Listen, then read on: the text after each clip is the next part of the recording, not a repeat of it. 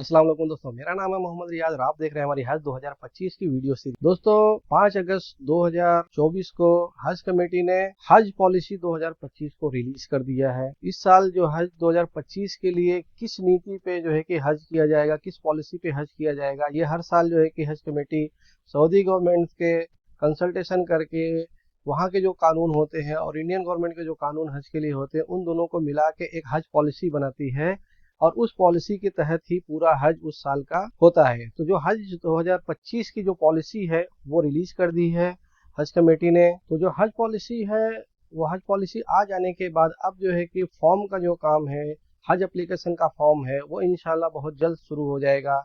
With in a week, एक हफ्ते के अंदर या 10 दिन के अंदर इंशाल्लाह हज एप्लीकेशन शुरू हो जाएंगे, क्योंकि सबसे पहले पॉलिसी डिक्लेयर होती है कि किस नीति के तहत जो है कि हज करवाया जाएगा, रूल्स एंड रेगुलेशंस बनते हैं, उसके बाद जो है कि गाइडलाइंस आती है और उसके बाद जो है कि फॉर्म का एप्लीकेशन शुरू हो जाता है। तो दोस्तों इस बार भी जो है कि पॉलिसी आ गई है, लेकिन इसमें जो है कि मेरा एक ऑब्जेक्शन है जो कि मैंने पहले भी हज कमेटी को पिछले साल बताया हुआ था, उनको ऑब्जेक्ट किया हुआ था इस बारे में कि पिछले साल का जो ट्रेंड देखा गया है वो और अभी भी हज कमेटी के जो भी नए सर्कुलर्स आते हैं, जो गाइडलाइंस आती है, जो भी नई चीजें आती हैं, वो सबसे पहले सोशल मीडिया पे जो है कि वायरल हो जा रही हैं और हज कमेटी की ऑफिशियल वेबसाइट www.hajcommittee.gov.in पे बाद में आती हैं, लेट आती हैं। अब इसका तकलीफ क्या है, इससे प्रॉब्लम क्या हो सकती है कि बहुत सारे स्कैम्स हज वालों के साथ, हाजियों के साथ जो है कि पहले से ही होते आ रहे हैं। इतने सारे गाइडलाइंस, सारी चीजें होने के बावजूद, इतने अवेयरनेस क्रिएट करने के बावजूद भी बहुत सारे स्कैम्स हो जाते हैं।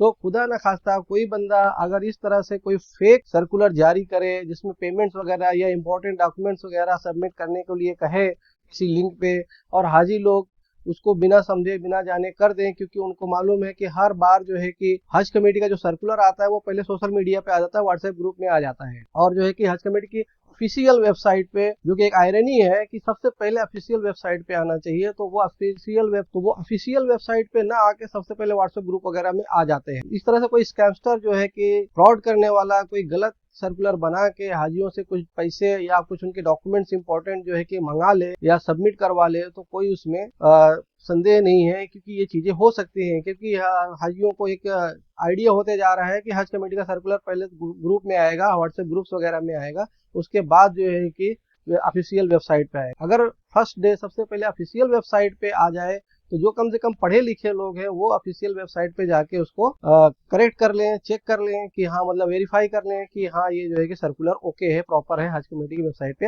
अवेलेबल है। तो इस चीज को हज कमेटी को जरूर से जरूर ध्यान देना चाहिए, और जो भी सर्कुलर है, जो भी नोटिसेज है, वो सबसे पहले हज कमेटी की ऑफिशियल वेबसाइट पे आना चाहिए। दोस्तों आते हैं अपने आज के टॉपिक पे, हज कमेटी का जो पॉलिसी है। तो आज हम इंशाल्लाह पॉलिसी को ओवरव्यू करेंगे, सिर्फ उसमें जो हाइलाइट्स है, मेन फीचर जो चेंजेज हुए उसके बारे में बात करेंगे। तो वीडियो को आखिर तक देखते रहिए, इंशाल्लाह आपको फायदा। तो दोस्तों हज कमेटी का जो पॉलिसी है, हज पॉलिसी 2025, इसमें जो सबसे बड़ा पहला जो चेंज है उनका वो ये है कि जो पिछले साल हज कमेटी और हज ग्रुप ऑर्गेनाइजेशन, जो प्राइवेट ग्रुप ऑपरेटर्स होते थे, टूर ऑपरेटर्स, उनके बीच में जो कोटा डिस्ट्रीब्यूट होता था उसका जो रेशियो है इस बार उसको चेंज किया। पहले जो है कि पिछले साल तक रहता था 80 और 20 का कोटा रहता, 80-20 का कोटा रहता था। 80% जो कोटा जाता था वो हज कमेटी को जाता था और 20% कोटा जो रहता था वो हज ग्रुप ऑर्गेनाइजेशन और यानी प्राइवेट टूर ऑपरेटर्स को जाता था। इस बार उसमें ये चेंज हुआ है कि अब जो है कि 70% जो है कि हज कमेटी को जाएगा, हज कमेटी से 70% लोग करेंगे, और 30% कोटा, 20% की जगह 10% बढ़ा के और हज कमेटी से कम करके 30% कोटा अब हज ग्रुप ऑर्गेनाइजर्स को दिया जाएगा। इसका मतलब ये होता है कि जो पिछले साल एप्लीकेशन आए थे हज के लिए हज कमेटी को, वो उनको जो है कि कम एप्लीकेशन आए थे, और हज ग्रुप ऑर्गेनाइजेशन की जो है कि डिमांड वो ज्यादा थी। रीजन यही है कि हज ग्रुप ऑर्गेनाइजेशन जो है कि वो हज कमेटी से अच्छी फैसिलिटी देते हैं, खाना वगैरह भी प्रोवाइड करते हैं, और ट्रांसपोर्टेशन वगैरह सारी चीजें परफेक्ट उनकी रहती है, अच्छी रहती हैं, जो बड़े बड़े ग्रुप ऑर्गेनाइजेशन हैं। तो इसके लिए अब लोग जो है कि फर्क जो है कि 1 या 1.5 लाख का फर्क रहता है। अगर आप खाना पीना और बाकी चीजें जो हज कमेटी नहीं देती है उसको इंक्लूड कैलकुलेट करेंगे तो वो उतना पैसा दे के आपको खाना वगैरह सारी व्यवस्था मिल रही है, खाना बनाने की जरूरत नहीं है, और टाइम टू टाइम अच्छा खाना मिल रहा है, तो वो आपके लिए ज्यादा बेहतर है। उसके अलावा वो जीआरते वगैरह भी सारी जो है कि अच्छे से इंक्लूड करते हैं हज ग्रुप ऑर्गेनाइजेशन। तो उससे जो है कि आसानी से उनको काम हो जाता है। जो लोग खाना वाना नहीं बनाना चाहते हैं उनके लिए बहुत ही अच्छा होता है, इसलिए लोग उसको ज्यादा प्रीफर कर रहे हैं। दूसरा ये है कि हज कमेटी का जो हज होता है once in a lifetime होता है, एक बार ही आप कर सकते हैं, रिपीट कर नहीं सकते हैं, कुछ एक्सेप्शन या कंडीशन छोड़ के। तो उसके लिए भी बहुत सारे लोग ऐसे रहते हैं जो repeat second time third time, जिनके पास अल्हम्दुलिल्लाह पैसा है, इस्तात है, तो वो जाना चाहते हैं, तो वो फिर उनके पास सेकंड ऑप्शन हमेशा फिर वो हज ग्रुप ऑर्गेनाइजर्स का ही बचता है। इसी सब चीजों को देखते हुए हज कमेटी ने इस बार जो है कि कोटा उनको ज्यादा दे दिया है, 10% कोटा बढ़ा दिया है उनका, और हज कमेटी का जो कोटा है वो कम कर दिया है। तो अभी जो है कि 70% जो है कि हज कमेटी से लोग जाएंगे और 30% जो है हज ग्रुप ऑर्गेनाइजर्स के थ्रू, प्राइवेट टूर्स के थ्रू जाएंगे। दूसरा सबसे बड़ा चेंज जो आया है वो रिजर्व कैटेगरी का जो चेंज आया है। जो पिछले साल के सर्कुलर तक, पिछले साल की पॉलिसी जो था कि 70 प्लस 70 या उसके ऊपर के जो लोग रहते थे वो रिजर्व कैटेगरी में रखे जाते थे। लेकिन पिछले साल हज में जो तकलीफें देखी गई, इतनी लोगों की मौतें हुई, इतने लोग बीमार हुए, ज्यादा एज के लोग, इसलिए इस बार जो है कि वो रिजर्व कैटेगरी का जो ईयर है, वो उनका जो थ्रेशोल्ड ईयर है, वो इस बार उसको कम कर दिया है। अभी आप जो है कि 65 या 65 से ऊपर के अगर हैं तो आपको रिजर्व कैटेगरी में काउंट किया जाएगा इंशाल्लाह। तो ये एक बड़ी खबर है कि अब जो है कि 65 साल की उम्र के जो लोग हैं उनको रिजर्व कैटेगरी में लिया जाएगा। तो इसके जरिए जो है कि 5 साल उन्होंने कम कर दिया है।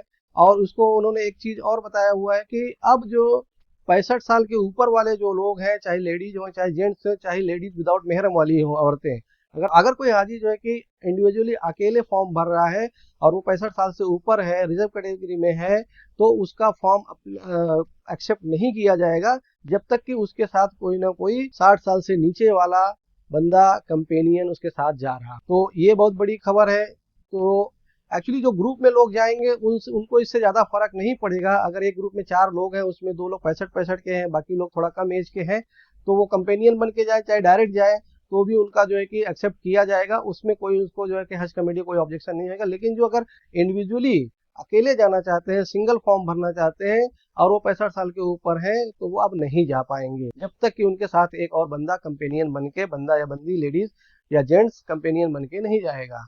तो ये चीज एक बड़ा चेंज आया हुआ है। और इस साल का जो कवर साइज होगा वो 5 लोगों का होगा। मैक्सिमम आप जो है कि 5 लोगों का जो है कि एडल्ट्स का एक फॉर्म भर सकते हैं एक कवर में, और 2 इन्फेंट होंगे। इन्फेंट उनको बोला जाएगा जो 2 साल की उम्र से कम होंगे। तो उनका जो है कि एयर फेयर बिल्कुल फ्री नहीं होएगा, लेकिन उनको जो है कि 10% जो भी एयर फेयर होएगा उसका चार्ज लिया जाएगा। तो ये जो है कि टोटल समझ लीजिए कि 7 मेंबर्स मैक्सिमम जो है कि एक कवर में जा पाएंगे। तो आप अगर आपकी बड़ी फैमिली है, 5 से ज्यादा लोग हैं एडल्ट, तो आपको 2 या 3 जो है कि कवर में 3 जो है कि एप्लीकेशन आपको अलग अलग करने पड़ेंगे। तो ये आपको ध्यान रखना है। दूसरी बड़ी चीज ये है कि किसी भी कवर में जो है कि फैमिली मेंबर्स या क्लोज रिलेटिव्स ही हो सकते हैं। कि जो भी एक कवर बनेगा उसमें आप जो है कि दूसरे लोग या अड़ोसी पड़ोसी को आप नहीं रख सकते हैं। आप अपने या तो फैमिली मेंबर्स हो, मतलब ब्लड रिलेशनशिप हो, या फिर जो है कि आपके रिश्तेदार हो, क्लोज रिश्तेदार हो, तो उन्हीं लोगों को एक कवर में आप ले सकते हैं। उसका रीजन ये है कि वहां जाने के बाद आपको साथ में रहना रहता है।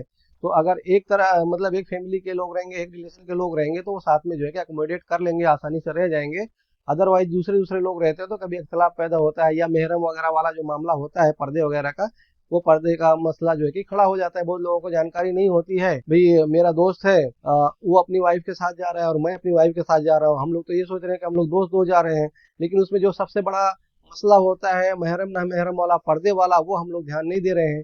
कि आप अगर हज में जा रहे हैं और ये पर्दे का ख्याल नहीं रखेंगे तो उल्टा आप जो है कि गुनाहगार हो जाएंगे। तो इसका बहुत बड़ा मसला हो जाता है। इसलिए जो है कि अगर क्लोज रिलेशन या फैमिली मेंबर्स हुए तो सबसे बेहतर है, और उन्हीं को जो कि एक कबर में शामिल किया। पिछले साल जो एक बहुत कंप्लेन लोगों ने, हाजियों ने किया हज कमेटी की तरफ से भेजे जाने वाले खादिमुल हुज्जाज के बारे में, कि उन्होंने अपना काम सही से नहीं किया है। तो हज कमेटी ने उसका संज्ञान लिया है, उसको जो है कि ध्यान में लिया हुआ है। तो इस बार उन्होंने क्या किया हुआ है कि जो खादिमुल हुज्जाज जो वर्ड था, KUH खादिमुल हुज्जाज, उस वर्ड को उन्होंने रिप्लेस कर दिया है। अब उसके बाद सर्विसेज में क्या रिप्लेसमेंट आएगी वो आगे पता चलेगा, लेकिन वो वर्ड को उन्होंने चेंज कर दिया है। अब उसको कहा जाएगा SHI यानी स्टेट हज इंस्पेक्टर्स। अच्छा, अब आप चीजें और भी अच्छे से इसको आगे के दिनों में हम लोग इसको डिस्कस करेंगे, लेकिन अभी के हिसाब से इसके नाम से हमको ये समझ में आ रहा है कि जैसे पहले उनको खादिमुल हुज्जाज कहा जाता था, तो हाजी लोग उनको जो है कि उम्मीद करते थे कि हमारी खिदमत करेंगे, हर चीज हमको करके देंगे, सारी फैसिलिटी। तो हज कमेटी ने फैसिलिटी मेरे हिसाब से तो नहीं चेंज किया हुआ अभी तक का जो लग रहा है। उन्होंने आपको वर्डिंग चेंज कर दिया कि भाई आप समझो ही मत कि वो आपका खादिम है, बल्कि आप समझ लो कि अब वो आपके इंस्पेक्टर हैं। और इंस्पेक्टर का मतलब आप समझ गए कि वो खाली आपका इंस्पेक्शन करेंगे, सर्विसेज तो वही रहने वाली है। तो वर्डिंग हटा देने से एक बहुत बड़ा जो फर्क आने वाला ये है कि अब आप किसी को खादिमुल हुज्जाज नहीं बोल सकते और उस तरह से ट्रीट नहीं कर सकते। वो सर्विस दे नहीं दे, आपके इंस्पेक्टर है वो, तो वो खाली आपकी रिपोर्ट ले जाके हज कमेटी को देंगे। तो इस हिसाब से उम्मीद करते हैं कि सर्विसेज मतलब वर्डिंग पे नहीं जाएंगे, सर्विसेज अच्छी हो जाएंगे। लेकिन जिस तरह से वर्डिंग को चेंज किया गया है उससे मेरा जो ओपिनियन है वो यही है कि इस चीज से अब उनको आपके ऊपर जो है कि एक अधिकारी बना के भेजा जाए। तक जो वर्डिंग था खादिमुल हुज्जाज, उसका मतलब होता था कि वो आपके असिस्टेंट है, लेकिन अब जो इसका वर्डिंग चेंज कर दिया स्टेट हज इंस्पेक्टर्स, अब उस आपके ऊपर वो अधिकारी बना के भेजे जा रहे हैं। जहां आपकी गलतियां होंगी, जो चीज होंगी उस पर वो एक्शन तो लेंगे, लेकिन आपकी हेल्प करेंगे कि नहीं करेंगे इसकी गारंटी नहीं है, क्योंकि वो अब अधिकारी है, इंस्पेक्टर है। तो वर्डिंग चेंज करने से ये फर्क आएगा। और इसके बाद इसको आगे जो इसकी गाइडलाइंस वगैरह आएंगी खादिमुल हुज्जाज के बारे में, उसके बारे में हम लोग फिर बात करेंगे, देखेंगे कि उसमें क्या चेंजेस हज कमेटी ने किया है हाजियों को बेटरमेंट के लिए। अच्छा, इसके साथ में एक चेंज में इन्होंने और किया हुआ कि पहले जो खादिमुल हुज्जाज जाते थे वो 300 हाजियों पे एक खादिमुल हुज्जाज भेजे जाते थे। इस बार उन्होंने जो है कि उसको 150 हाजियों पर एक खादिमुल हुज्जाज यानी स्टेट हज इंस्पेक्टर SHI जो है कि भेजने का जो है कि पॉलिसी में इन्होंने प्रावधान किया हुआ है। तो अब जो है कि हर 150 हाजी पे एक SHI यानी स्टेट हज इंस्पेक्टर रहेगा। तो ये चेंज एक बड़ा चेंज है। तो कम लोग अगर किसी बंदे के अंडर रहेंगे तो इंशाअल्लाह हो सकता है कि उसको मैनेज करने में और आसानी होगी। लेकिन जो पॉलिसी के तहत उनका जो क्रिटेरिया है वो अभी भी है कि गवर्नमेंट ऑफिशियल्स ही जा सकते हैं। तो वो गवर्नमेंट ऑफिशियल क्या करेंगे, किस तरह की सर्विसेज देंगे, उसके बारे में फिर वो जाने के बाद इस साल जब वो जाएंगे तभी अपने को पता चल पाएगा कि एक्चुअली वो वर्किंग किस तरह से होगा, या आगे गाइडलाइंस आएगी तो उसमें पता चलेगा कि उनको ट्रेनिंग किस तरह से दी जा रही है। मैंने पहले भी बोला था कि हज कमेटी के जो है कि खादिमुल हुज्जाज या जो भी अब जो जा रहे हैं स्टेट हज इंस्पेक्टर्स, उनकी ट्रेनिंग ऐसी होनी चाहिए कि वो भीड़ को जो है कि मैनेज कर सकें। ज्यादा करके खादिमुल हुज्जाज इस बार जो गए थे दूर दराज से, वो प्राइमरी के या जो है कि स्कूल के टीचर्स थे जिनको दूसरी लैंग्वेजेस भी सही से नहीं आती थी, जैसे कि अरबी या इंग्लिश बहुत अच्छे बड़े पैमाने पर नहीं बोल सकते थे। इसकी वजह से वो खुद परेशान रहते थे, दूसरों की मदद क्या करते। तो उसी हिसाब से आप देख सकते हैं कि इस बार जो है कि उनकी जो ट्रेनिंग होगी वो किस तरह से होगी। हम उम्मीद करते हैं कि ये ट्रेनिंग अच्छे तरीके से होगी, पिछली बार से सबक लिया जाएगा जिससे हाजियों को आसानी है। और एक चेंज ये है कि जो पिछली बार हज कमेटी ने कोविड-19 का जो सर्टिफिकेट था, कोविड वैक्सीन का जो सर्टिफिकेट था वो मांगा हुआ था। स्टार्टिंग में तो पॉलिसी में कंपलसरी था, बाद में लोगों को छूट दे दी गई थी। लेकिन इस बार का जो पॉलिसी आई है उसमें कोविड-19 का, कोविड वैक्सीन का कोई जिक्र नहीं है। तो इसलिए जिसके पास वैक्सीन है, जिन्होंने लिया है, जिन्होंने नहीं लिया है, उनको जो है कि वैक्सीन के बारे में टेंशन अब लेने की जरूरत नहीं है। इंशाल्लाह उसकी जरूरत नहीं पड़ेगी। फॉर्म आने के बाद देखा जाएगा कि उसमें ऑप्शन है कि नहीं है, कि उन्होंने ऑप्शन निकाल दिया है कि अभी भी रखा हुआ है। लेकिन वो रहेगा भी तो ऑप्शनल रहेगा। तो ज्यादा से ज्यादा लोगों को ये मैं हिदायत दूंगा कि आप लोग जो है कि अगर वहाँ यस नो का ऑप्शन रहेगा तो सीधा नो करके आगे बढ़ जाइए, क्योंकि अब कोविड वैक्सीन की जरूरत इंशाल्लाह नहीं पड़ेगी। अगला पॉइंट है एम्बार्केशन पॉइंट्स का, यानी एयरपोर्ट्स का। तो पिछले बार कुछ 24 एयरपोर्ट जो है कि हज कमेटी ने जो कि डिजाइन किए थे हज को ऑपरेट करने के लिए, तो इसमें से कुछ एयरपोर्ट्स पिछले साल ही कैंसिल हो गए थे, वहां से ऑपरेशन नहीं हुआ था, वहां से हजियों को भेजा नहीं गया था। तो इस बार जो है कि 20 एयरपोर्ट जो है कि हज कमेटी ने डिजाइन किया हुआ, सेलेक्ट किया हुआ, जहां से हाजी हज के लिए जाएंगे, जहां से उनकी फ्लाइट होगी। तो उनके नाम मैं आपको बता देता हूँ। पहले श्रीनगर, गया, गुवाहाटी, इंदौर, भोपाल, औरंगाबाद, जयपुर, नागपुर, दिल्ली, मुंबई, कोलकाता, बेंगलुरु, हैदराबाद, कोचीन, चेन्नई, अहमदाबाद, लखनऊ, कन्नूर, विजयवाड़ा और काली। ये 20 एयरपोर्ट से इंशाल्लाह हज की फ्लाइट जाएंगे। तो आपको जो एम्बार्केशन पॉइंट सिलेक्ट करना है इन्हीं में से को सिलेक्ट करना। उसके बाद आता है स्टे का, अकोमोडेशन का। स्टे कितना दिन का रहेगा? तो पिछले साल की जो गाइडलाइंस थी 23-24 की और 23 की, जो पिछले बार की जो गाइडलाइंस थी 2023 की और 2024 की, वो सेम गाइडलाइन एक्सेप्ट की गई थी। तो उसमें 30 से 35 दिन का टाइम दिया गया था। लेकिन इस बार स्टे लोगों को ज्यादा मिला, 45 से 48 दिन तक का जो है कि स्टे मिला। तो इस बार का जो पॉलिसी है उसमें क्लियरली जो है कि 40 से 45 दिन स्टे दिया गया है। तो आप उसी तरह से तैयारी करिए अपनी छुट्टी वगैरह जिनको लेनी है जो भी है, तो 40 से 45 दिन का स्टे आपको इंशाल्लाह मक्का मुकर्रमा मदीना मुनव्वरा में हज के दौरान मिलेगा। पहली वीडियो में जो मैंने हज 2025 के लिए बनाया था, जिसमें जो है कि सर्कुलर आ गया था और पासपोर्ट की वैलिडिटी की बात बताई थी, तो वो चीज मैं आपको वापस से बता देता हूँ कि जो एप्लीकेशन के लिए सबसे पहले आपको जो पासपोर्ट चाहिए, इंटरनेशनल मशीन रीडेबल पासपोर्ट चाहिए, यानी बारकोड वाला पासपोर्ट आपको चाहिए, कटा फटा मुड़ा जला नहीं होना चाहिए, अच्छी कंडीशन में होता है, फिजिकली कोई तरह से डैमेज नहीं होना चाहिए, और उसकी वैलिडिटी होनी चाहिए 15/1/2026 कम से कम। अगर उससे एक दिन भी कम है तो आपको जो है कि पासपोर्ट रिन्यू कराना पड़ेगा, क्योंकि आप जो है कि फिर हज के लिए एलिजिबल नहीं होंगे, आपका फॉर्म एक्सेप्ट नहीं किया जाएगा या आपको जो है कि सिलेक्शन नहीं मिलेगा। तो अगर आपका एक दिन भी कम है, अपना पासपोर्ट अभी से अभी आप लोग चेक कर लीजिए। अगर एक भी दिन उससे कम है तो आप तुरंत जो है कि अपना पासपोर्ट रिन्यू करा लीजिए। जिनको पासपोर्ट बनाना है वो लोग तुरंत पासपोर्ट बना लें, और जो है कि वैलिडिटी आपका 15 जनवरी 2026 या उससे ज्यादा होना चाहिए। पिछले साल जो हज कमेटी ने हज सुविधा ऐप निकाला था, ऐप बहुत अच्छा था, लेकिन उसमें कुछ खामियां रह गई थी, बराबर से वो काम नहीं किया, कई जगहों में प्रॉब्लम किया उसने। लेकिन जो हज सुविधा ऐप है उसका जो डिजाइन है और उसका जो नीयत है हज कमेटी की उसको बनाने का, वो बहुत अच्छा है इंशाल्लाह। तो उस पे इस बार हज कमेटी ने जो है कि और ज्यादा फोर्स किया है पॉलिसी में कि उसको आप लोग फेमलराइज कर लें, आप हज सुविधा ऐप डाउनलोड करें और उसको सीखें समझें, क्योंकि आपके सारे डिटेल्स उसमें, बोर्डिंग पास, एप्लीकेशंस का डिटेल, आपके डॉक्यूमेंट, पासपोर्ट वगैरह, वीजा की कॉपी, आपका जो है कि अकोमोडेशन, अजीजिया में बिल्डिंग नंबर वगैरह, और जो है कि मदीना मुनव्वरा में आपका बिल्डिंग होटल का नाम, और ये सारी चीजें, मकतब, खेमा, ये सारी चीजों का डिटेल आपको वहाँ पे दिया जाएगा। और उसके थ्रू आप कंप्लेन वगैरह भी हज कमेटी को कर सकते हैं और बहुत सारे असिस्टेंट से ले सकते हैं। तो आप लोग जो है कि हज सुविधा ऐप को डाउनलोड करें और उससे जो है कि उसको सीखने शुरू कर दें, क्योंकि उसमें बहुत सारी चीजें इस साल और ज्यादा उस पर लोड दिया जाएगा, उसको और ज्यादा जो है कि अच्छा बनाने, बेहतर बनाने की कोशिश की जाएगी। पिछले साल के जैसे इस साल भी जो है कि मेहरम कोटे के लिए 500 सीट्स रिजर्व रहेंगी, जो कि हज एप्लीकेशन कंप्लीट होने के बाद, कुर्रा वगैरह होने के बाद में जो है कि वो रिलीज की जाएंगी। ऐसे लोगों के लिए जिनके हस्बैंड जो हज पे जा रहे हैं और किसी वजह से उनकी वाइफ ने, स्पाउस ने जो है कि एप्लीकेशन नहीं किया था, लेकिन अब जो है कि सिलेक्शन होने के बाद उनका सिस्टम बन गया, उनको जाने का मन है, तो उन लोगों को जो है कि फिर से एप्लीकेशन खोला जाएगा और वो ऐसी औरतें जो है कि, ऐसे स्पाउसेज जो है कि एप्लीकेशन मेहरम कोटे में कर सकेंगी। उनके लिए 500 सीट रिजर्व किया गया है, उसमें से उनका सिलेक्शन होगा। जैसे कि 2023-24 के सालों में हमने देखा था, उसी तरह से उसी को फॉलो करते हुए हज कमेटी ने इस साल भी कोई ग्रीन कैटेगरी नहीं रखा हुआ है। तो इस साल भी जो मक्का में आपका जो भी स्टे होएगा वो अजीजिया में ही होगा, अजीजिया की बिल्डिंग्स में ही होगा, और जो है कि ग्रीन कोई कैटेगरी नहीं होएगी। तो ग्रीन कैटेगरी मतलब होता है कि हरम के नजदीक आपको होटल्स में स्टे कराया जाता था, पैसा ज्यादा लगता था, लेकिन अब वो ग्रीन कैटेगरी एक्चुअली हज ग्रुप ऑर्गेनाइजेशन जो है कि करते हैं, वो आपको जो है कि सारी फैसिलिटी जो ग्रीन कैटेगरी वाला देते हैं। तो अगर आपको ग्रीन कैटेगरी में जाना है तो आप जो है कि प्राइवेट टूर ऑपरेटर से बुकिंग कीजिए, उसके थ्रू जाइए। हज कमेटी के थ्रू आपको जो है कि अजीजिया में ही रहना। इसके अलावा जिन स्टेट्स में, जैसे कि हैदराबाद, तेलंगाना है, वहाँ पे जो है कि रूबात की फैसिलिटी जहाँ के लिए अवेलेबल है, वो रूबात का सिस्टम इस बार भी पिछले साल के जैसा लागू रहेगा।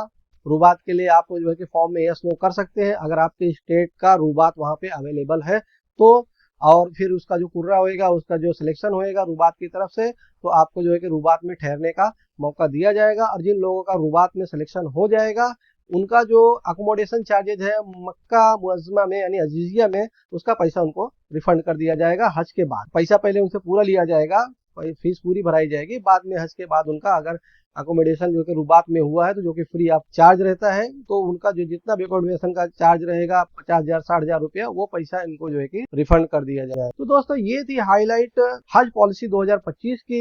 इसके बारे में डिटेल्ड वीडियो और हज 2024 की जो पॉलिसी है वो और हज 2025 की जो पॉलिसी है उसका कंपैरिजन इंशाल्लाह हम लोग आने वाले दिनों में एक दूसरे वीडियो में डिटेल्ड वीडियो बनाने की कोशिश करेंगे। ये जो मेजर चेंजेज हुए थे वो हमने आपको हाईलाइट्स बता दिया है। उम्मीद करते हैं इससे आपको जो है कि हज का एप्लीकेशन करने में, हज की पॉलिसी समझने में आसानी होगी। आज के लिए बस इतना ही। वीडियो को लाइक करें, शेयर करें, हमारे चैनल को सब्सक्राइब कर लें। मिलते हैं अगले वीडियो में। अस्सलाम वालेकुम।